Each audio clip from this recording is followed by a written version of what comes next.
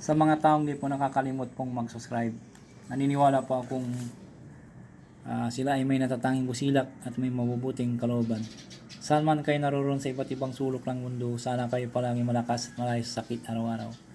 Pagpalang umaga, tanghali o gabi sa inyo lahat. Sa mga taong di po nakakalimot pong mag-subscribe, maraming salamat po sa inyong lahat. Sana wag po kayong magsawang mag-subscribe sa akin. Ipagpatuloy nyo po lamang ang pagsuporta at pagtulong po sa akin, at tatanayin ko pong napakalaking utang na loob sa inyong lahat, at Diyos na po ang bahalang magagabay sa inyong lahat. Sa mga baguhan na ngayon lamang po nakatuklas ng aking YouTube channel, Liwangan ng Pangasinan, wag na po kayong magtubiling pindutin ang subscribe, like, and share, at pindot na rin po ang bell icon para palagi po kayo updated sa aking mga susunod na mga video. Makakalob ko po at ituturo ko po sa inyong lahat ang aking mga nalalaman sa panggamot sa spiritual at physical na karamdaman, at lahat ng mga panggamot na mga orasyon, at dito po lamang po matutuklasan sa Liwangan ng Pangasinan. Pakatanda at pakaingatan po lamang, gamitin po lamang sa kabutihan at huwag sa kasamaan.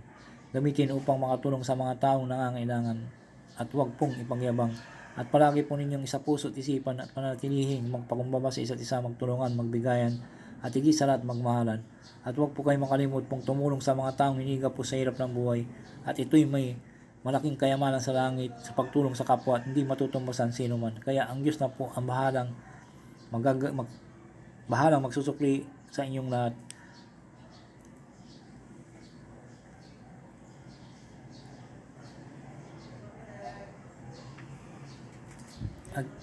At ipagkakalob sa inyong lahat ang siksik, dikdik at tumapaw ng pagmamahal ng ating Diyos na makapangyarihan sa lahat. Ang i-share ko po sa inyo ngayon po ay orasyon pampalayas ng masamang espiritu, Liwangan ng Pangasinan. Magdasal po ng isang ama namin.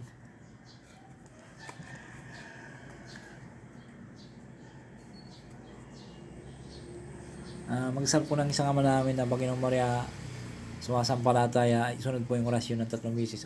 Usalin po sa isip lamang po, ipo sa tuktok ng may sakit, sa tubig ipainom sa pasyente. Gawin itong pamamaraan para ang masamang espiritu ay gumagambala ay hindi na po bumalik. Narito po ang orasyon po.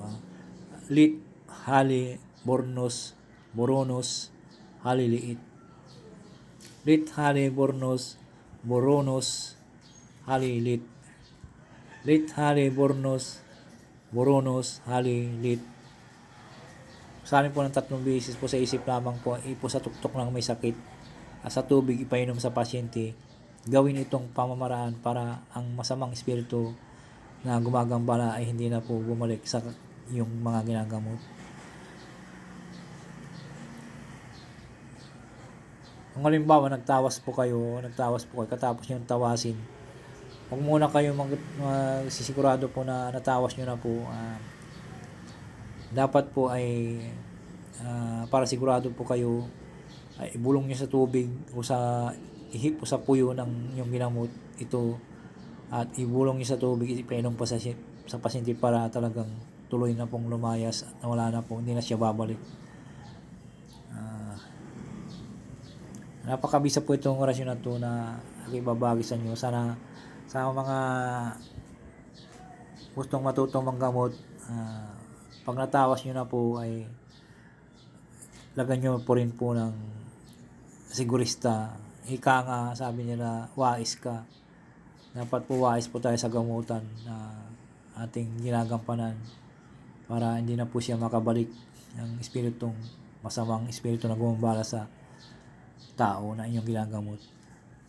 Sana po nagustuhan po niyo aking pinaliwanag po.